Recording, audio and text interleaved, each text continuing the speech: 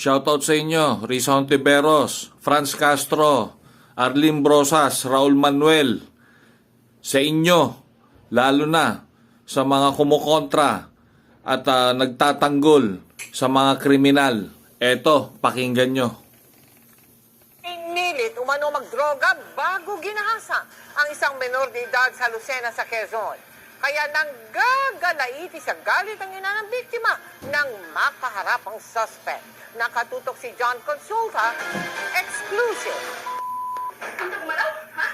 Nilagaan tong anak ko, pinilaki ko, papabuyin mo, papabuyin mo.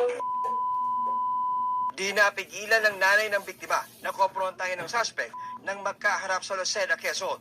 Ayon sa NBI Lucena, inireklamo ng ina ang suspect nang madiskubring hinahalay umano nito ang 13 anyos na anak. Siya ay ginahasa at pinilit na gumamit ng shabu. The next incident naman happened on January. Pinilit siyang gumamit naman ng marijuana this time.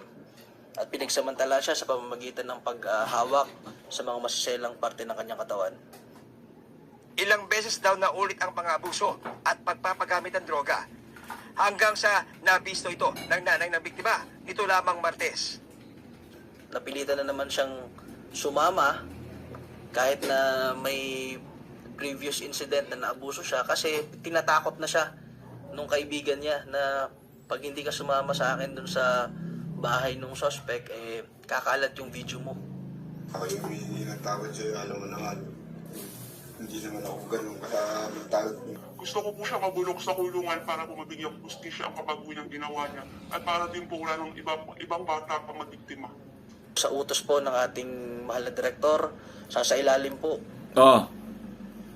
Ngayon, hindi na ligtas ang mga kababayan natin, lalo na mga kabataan ngayon sa panahon ngayon. Dapat pa bang buhayin yung mga ganyang klaseng tao?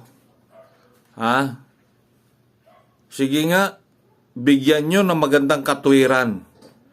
Risa Hontiveros, kayo, Franz Castro, Arlene Brosas, Raul Manuel, may mga pamangkin kayong babae. May mga nanay din kayo. Kayo mismo, Risa Hontiveros, may mga anak din kayong babae.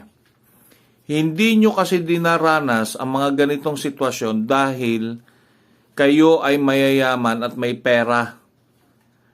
Sa lahat ng oras, ligtas ang inyong bahay. Mga nakasubdivision kayo, may mga gwardya kayo.